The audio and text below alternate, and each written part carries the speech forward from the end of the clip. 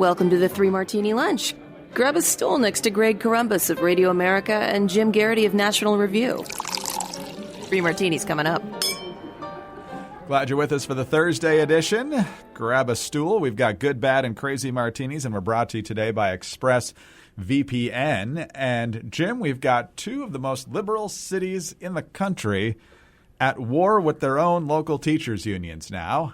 And it's weird to find yourself on the side of people like Lori Lightfoot and London Breed, the mayors of Chicago and San Francisco, respectively. But that's kind of where we are right now. First of all, hats off to Hot Air for compiling the San Francisco story. First from MSN, City Attorney Dennis Herrera, with the blessing of Mayor London Breed, plans to sue the San Francisco Board of Education and the San Francisco Unified School District for violating a state law compelling districts to adopt a clear plan during the COVID-19 pandemic, describing actions they, quote, will take to offer classroom-based instruction whenever possible. The city attorney will file a motion February 11th asking the San Francisco Superior Court to issue an emergency order compelling the district to formulate a reopening plan with the aim, he said in an interview, of getting the kids back in school as quickly as possible. He says it's a shame it has come to this. The Board of Education and the school district have had more than 10 months to roll out a concrete plan to get these kids back in school. So far, they have earned an F. Having a plan to make a plan doesn't cut it. Chicago just today, Lori Lightfoot saying that there's still an impasse. She says she's run out of patience with the Chicago Teachers Union in trying to reach an agreement to reopen schools and that she wants a deal today. She says that after 80-plus meetings between the two sides, we are out of runway. There was a plan a couple of weeks ago to get kids back in school. The union balked. Teachers said they wouldn't show up, so they had to pull back on those plans. So, Jim, politicians we don't normally agree with are doing the right thing here. Makes you wonder why, after all this time, they're suddenly doing the right thing. Perhaps they're seeing that it's a political disadvantage for them in the long run to keep staying joined at the hip with these unions. But what do you make of these lefties fighting lefties? And we actually have some lefties on the right side for once. Well, I think the single clearest aspect, Greg, is that it's February. This is now month 11 of the pandemic, if you consider mid-March to be the point where it really took effect in the United States, and that's when most of the school closures began. So we're coming up on a year. Now, no one expected public schools to have a perfect plan if they suddenly couldn't use buildings. And so everybody was more or less understanding about the problems of setting up online learning and all of the efforts in the spring. They had all summer to plan, and fall rolled around. They still didn't have it ready. A little bit of talk of, okay, maybe at the end of the year, but then the cases started going up. Now we are not just, we're now more than a month into 2021. We're coming up on that 1-year anniversary, and I think public patience is just about exhausted. Now, a couple things came to my mind as I was reading these articles. The first is it's very rare on this podcast that you'll hear "Go Chicago," or at least from my end, at least in this context. Greg might root for Chicago. Might say that more out loud. Secondly, London Breed. I think if I submitted a book in which that was the name of a mayor of a city, the editor would cross that out and say, "No, come on, that's not very realistic. Come on, give him a real name." The third thing, though, I've been to Chicago a couple of times. Always enjoyed my visits. And one of the things that you notice about Chicago, it's always had legendary corruption, right? And the stories of the aldermen taking bribes and Dan Rostenkowski and all that stuff. It's always had kind of this, going back to Capone or even earlier, this notorious reputation. But it also had this nickname as the city that works. And you could kind of see most of the Chicago politicians that have come out of that. I would say Democratic politicians, but that's almost redundant when it comes to Chicago. You could get away with a lot. You could get away with a lot of bribery, a lot of kickbacks, a lot of favoritism in city contract. There was all kinds of ways in which Chicago's city government was either corrupt or didn't live up to the ideals and standards that we'd like to see in an American city government. But by and large, it worked, right? The Chicago Board of Trade, the stockyards, the rail yards, all the things that make Chicago what it is worked. And that was kind of the dirty little secret, was you could get away with a certain amount of corruption if your city is working well correctly. And I think for a long time, coming from the state of New Jersey, there was this sense of you could get away with notorious corruption in New Jersey as long as your city or your state worked. And I put it sometime around the time of Bob Torricelli. People will live with high taxes and they'll live with corruption, but they won't live with both. If you have both, then people feel like, why am I living here? Why am I paying all these taxes if there's constantly being mismanaged and misused by this corrupt government? This teachers' unions have now reached a point where the city that works isn't working. In San Francisco, it's not like there are a lot of, crazed right-wing libertarians running San Francisco. Like if you're a teachers' union in San Francisco, the people running that city are about as friendly and easygoing as they're possibly going to make. So if even they are saying, no, you guys got to get back in the classroom, that's when you have, it's gone beyond the breaking point. This is the straw that breaks the camel's back. Even good progressive liberals are looking at the teachers' unions and saying, you're being unreasonable. We need to get our kids back in classrooms. This online learning is failing the kids who need the most help. Get back in there. I can't wait. I would say pass the popcorn, but this is we're finally seeing the most left of the liberals recognizing that the teachers' unions are not inherently good. They are not putting the kids' interest at hand, and they're not even reasonable. Right? No San Francisco politician goes to work wanting to fight with the teachers' union. And I'd like this, they'll recognize it in these circumstances. I just wish this very hard lesson everyone is having could permeate the minds from coast to coast, not just in these particular big cities, to recognize that teachers' unions are they are no more inherently noble than any other group of people, and their positions are no more inherently reasonable and with the best interests of education than any other public sector union. And I can hear folks on the left pointing out, hey, everything you're saying about teachers' unions, a lot of it applies to police unions too. Wow. Public sector unions are not great forces for accountability. They are not great forces for making sure that the general public at large is served well. Hopefully this lesson is not just heeded but it's also remembered in Chicago and San Francisco. But Greg, I won't hold my breath. No, not at all. And you just wonder if maybe Gavin Newsom's the canary in the coal mine. I mean, he's probably not going to be removed from office, but there are more stories out today in Politico and elsewhere talking about how Democrats are starting to take this more seriously, especially if they have enough signatures to make this happen, which looks like they will. So I wonder if some of these local politicians are seeing that, you got a lot of lefty voters in these cities. They'll forgive just about anything. But if you ruin an entire year for their kids, they're going to run out of patience on you. They might elect other Democrats, but they're not going to want you back. All right, let's talk about ExpressVPN. We've talked a lot about social media and the regular media deciding who can say what's appropriate, what's not. But guess what? There's still free speech in this country, last we checked, officially. And you don't want to give too much power to these big tech companies when it comes to what you can say and your own personal data. Look, the lines have been drawn. Big tech has made it clear which side they're on. But you can take a stand and have some ammunition on your side. You can protect your personal data from big tech with the VPN you can trust for online protection. That's ExpressVPN. You see, every device, whether you're on your phone or your laptop or your TV, has a unique string of numbers called an IP address. And when you search for stuff, or you watch videos, or even if you just click on a link, big tech companies can use that IP to track all of your activity and tie it back to you. So when you use ExpressVPN, your connection gets rerouted through their secure encrypted servers. So these companies can't see your IP address at all. Your internet activity becomes anonymized and your network data is encrypted. And the best part is you don't need to be tech savvy at all to use ExpressVPN. You just download the app on your phone or computer, tap one button, and you are protected. So stop, not the podcast, just stop handing over your data to big tech companies because their aim is to censor you and in some cases even to eavesdrop and spy on you. So defend your rights and protect your internet activity with the VPN you can use every day and you can trust every day. Visit expressvpn.com/martini. That's expressvpn.com/martini, and you'll get 3 extra months free at that URL. Go to expressvpn.com/martini right now to learn more. All right, Jim, the Republican Party is still trying to figure out exactly where it's going to be following the Trump administration. And no two names up on Capitol Hill perhaps crystallized that divide more than Liz Cheney and Marjorie Taylor Greene. There was an effort to remove Liz Cheney as GOP House Conference chair after she voted to impeach President Trump. There was a vote last night, and she survived quite easily. I think it was 121 to keep her and 65 against.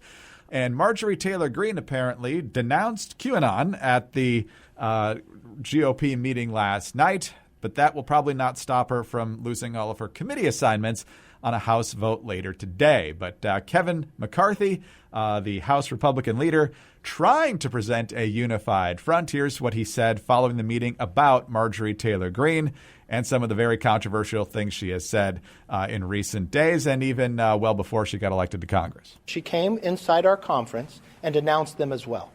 She said she was wrong. She has reached out in other ways and forms, and nothing that she said has been based upon since she's been a member of Congress. And the voters decided she could come and serve. And so the leader obviously trying to stand up for all of his members. And look, Jim, there is a divide in the Republican Party. I think you and I would agree that most of the things that have gotten a lot of attention that have been said by Marjorie Taylor Greene, whether since she got sworn in or before, have been more than a little troubling. Any sort of dabbling with QAnon is dangerous. She's done other things, many other things over time to raise our eyebrows and make us wince and so forth. I don't know that being a crazy person means you lose your committee assignments. You also have to notice that when the Democrats elect far left people, they're the future of the party. They're not kooks, the Omars, the Ocasio-Cortezes, the Tlaibs. They're the fresh face who's really going to move things in the right direction. And then on the Republican side, the people who are kind of seen as kooks are then branded as the face of the party. And then every other Republican, of course, is called on to denounce them. So this issue is not going away, whether manufactured by the media or reality inside the conference. So where do we stand now? Well, Greg, I'm going to go a little further than you and declare that if there was indeed a Jewish space laser, as Marjorie Taylor Greene had suggested in a Facebook post back in 2018, if the Jewish space laser existed, I would support using it to vaporize Marjorie Taylor Greene. But since that does not exist, and that's not an option, I was frustrated when I first saw last night that there were apparently 61 House Republicans who think that the one person who should be punished in the aftermath of January 6th is Liz Cheney and not anybody else, certainly not the president, not anybody who spoke at the rally. No. The real problem is Liz Cheney. I think Liz Cheney is not what's wrong with the Republican Party. I think she's a big part of what's right with the Republican Party. But she's going to stay in power, and I'm glad to see that. And the more I think about it, I'm very skeptical that Marjorie Taylor Greene, that it was a sincere apology, that she really means it, that she recognizes the damage she's done to the party and the damage she's going to do to all the causes she claims to believe in. But you know what? Marjorie Taylor Greene, prove me wrong. You've been given a second chance. You people, the Republican caucus has said, we are not going to judge you for the things you've said before you were elected from Congress. You say you've learned your lessons. Okay, prove it. I want to be proved wrong. I want a year from now for us, when we look at Marjorie Taylor Greene, to say, boy, what was all that about? She really has buckled down. She really has become a hardworking member of Congress focused on real world problems, real life solutions, and not rambling about Jewish space lasers and QAnon and crazy conspiracy theories and that mass shootings are faked and things like that. If she really does it, great. I mean, it's no fun being a freshman backbencher in the House of Representatives. It requires hard work. It requires and the entire media will constantly be putting microphones and such on her face and cameras, hoping she'll say something crazy. Right? The opportunities to screw up over the next year are going to be copious. If she has to resist the temptation. She has to say, when asked about these crazy conspiracies, I don't know anything about that, and I just don't have anything to say on it. That's all you really need to say. Prove us wrong. Become a Rob Portman-esque, hardworking workhorse, not a show horse. And I will be very happy a year from now to say, you know what? Marjorie Taylor Greene learned from her mistakes. She recognizes the responsibilities of her office, and she's a terrific addition. I don't think we're going to be there, but I'd love to be in that situation, and that's still a possibility. But the first time she goes off again and says that, now the Methodists have a space laser of some kind or some other crazy one. My colleague Charlie Cook observed, you never hear about an Episcopalian space laser. Apparently that one would do, or Episcopalian weather control or things like that. It's always the Jews. I guess Episcopalian weather control would just be a light drizzle all the time. Sorry, Episcopalian listeners. You know I love you. But anyway, she's got 2 strikes against her as far as I'm concerned. If she can keep her walk the straight and narrow path from here on, terrific, great. Maybe this will all be behind us. But I wouldn't bet that way, Greg. Yeah, I don't think that's going to happen. I mean, she has crazy views on the things you mentioned, Jewish space lasers, false flag shootings, and things like that. QAnon, I mean, it makes us cringe. But, in the House of Representatives, you're more likely to get somebody way out on the fringe because of the lopsided political divide in most districts. And so sometimes the person furthest to one side ends up being the person who ends up with the nomination and therefore the election. So how do you deal with that real quickly? I mean, you're going to get them. Nancy Pelosi hates the squad. The media love them. Pelosi hates them. Back before you even had Trump, the media and the Democrats would find some member of the Freedom Caucus, sometimes Republican leadership, whether Boehner or Ryan, would also be frustrated with them, and that person would be the villain of the day. But we are on a completely different level here with Marjorie Taylor Greene with some of the stuff that she is putting out there, like you've already described. It's crazy stuff. So how do you navigate that? My fear is that there are 2 groups of people who love to see Marjorie Taylor Greene saying controversial things. The first is, 3, I guess. Okay. The depends on whether you count the media and Democrats as one group or 2.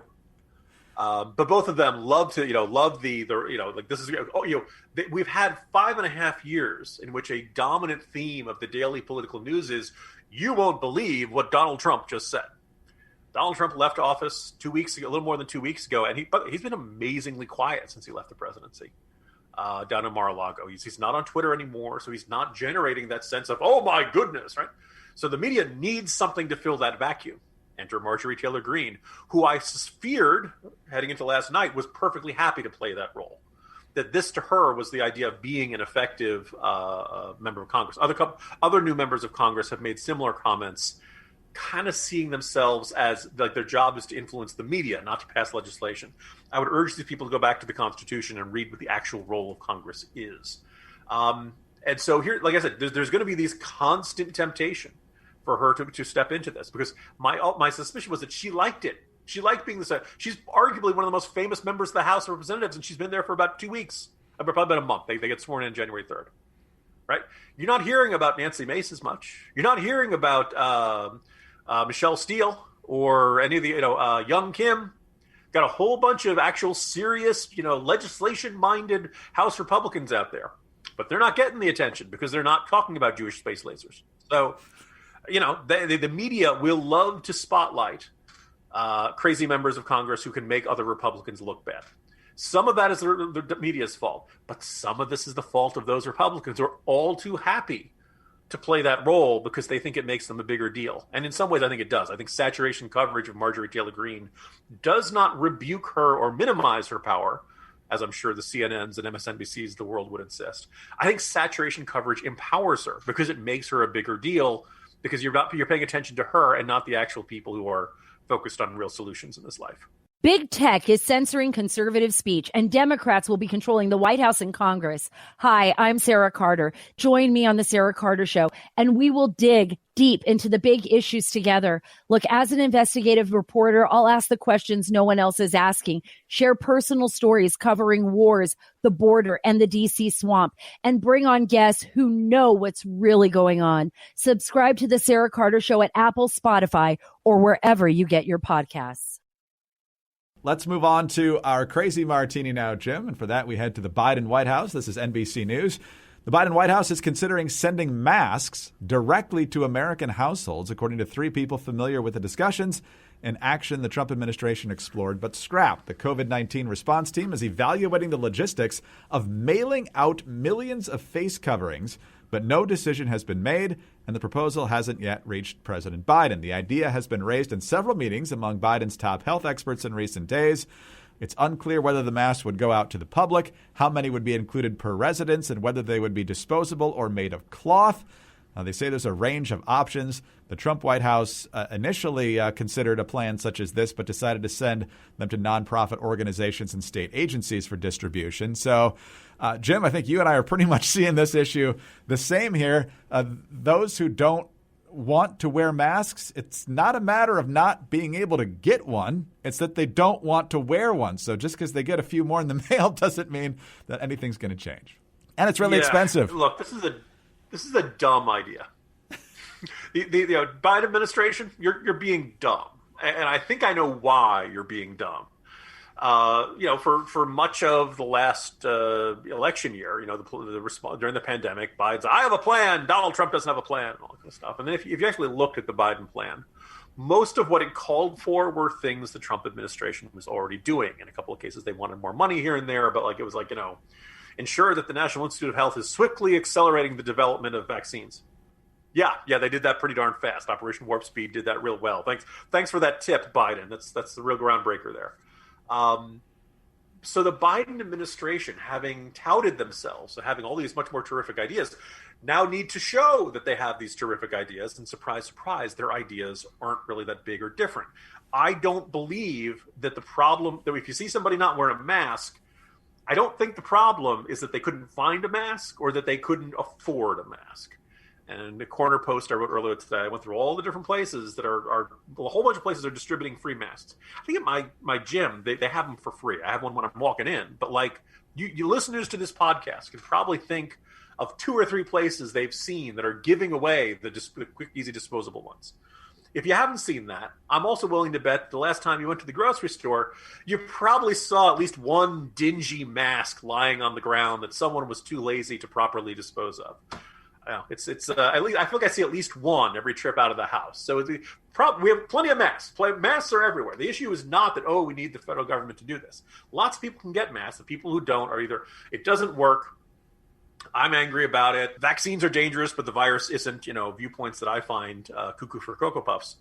But I do observe, I enjoyed writing a corner post about this one as well. A couple of weeks ago in Trader Joe's, somebody bumped into me. So not managing try to stay 6 feet away from people. He was wearing 2 masks, Greg, both on his chin. So the funny thing, you realize he's not an anti-masker. In fact, he's concerned enough to put both of them on. But neither one of them was covering his nose, and it really wasn't all that, covering up his mouth all that well. And so I just want to observe that. I just want to tell every health expert and every government official in the whole wide, in the United States, some people just aren't going to be reached by public service announcements. There are some people you're just not going to be able to save, and that's you might even argue it's Darwinism in action, except he's bumping into me. But so here's this to me, the idea of let's have the federal government send everybody 3 masks. No, I think this is a solution in search of a problem. Americans are not having a hard time finding masks. What they're having a hard time finding is appointments to get a vaccination, and that's the real problem. And the Biden administration has, they're talking about rolling out CVS, and they think they can get more doses per vial and all that kind of stuff. But this sounds like somebody in the halls of the White House yelling, "Do something!" And this qualifies as something, even though it strikes me as a waste of money, waste of time, and addressing a problem that isn't really a problem. What's next, Jim? You think we might get personalized hand sanitizer like you get ketchup at a fast food restaurant? Or what's the government going to be sending out to us next because we can't possibly find it for ourselves if we really want it? Well, the other thing is, has anyone ever gotten their tax refund on time? That would be good. I mean, if the government is there, you realize this means we're going to end up sending 2 masks to the same, too many masks to the same address. Other people aren't going to get it. Amazon could do this quickly, I believe. Lots of other places. The old joke is, Chick-fil-A was running the vaccine process. The lines would be long, but they'd be moving very quickly. Service would be terrific and with a smile. And Greg, by now, I probably would have had 3 of them. Yeah, this is dumb and it's nanny statism. So it's not going to accomplish anything. So let's hope it doesn't actually happen. But since when has a bad idea ever stopped Joe Biden? Jim, have a good day. See you tomorrow. See you tomorrow, Greg. Jim Garrity, National Review. I'm Greg Corombos, Radio America. Thanks for being with us today. Don't forget about our friends over at ExpressVPN. Get those 3 months free. ExpressVPN.com/martini. Please subscribe to the 3 Martini Lunch podcast. We're extremely grateful for your 5-star ratings and your kind reviews. Please get us on those home devices. All you have to say is play 3 Martini Lunch podcast, and it will play. Find us on Twitter. He's at Jim Garrity. I'm at Dateline_DC. And please join us on Friday for the next 3 Martini Lunch. Hi, it's Dana Lash, host of The Dana Show. Every day, I'm here to keep you up to speed on the most important stories and info that you need to know in your very busy life. And if you're always on the go and you want to stay connected, just download our daily podcast and take it with you. It's a great way to get up to speed on what you need to know and what legacy media may not be telling you. Visit danaradio.com and click on the podcast link or subscribe at iTunes, Spotify, or wherever you get your favorite podcasts.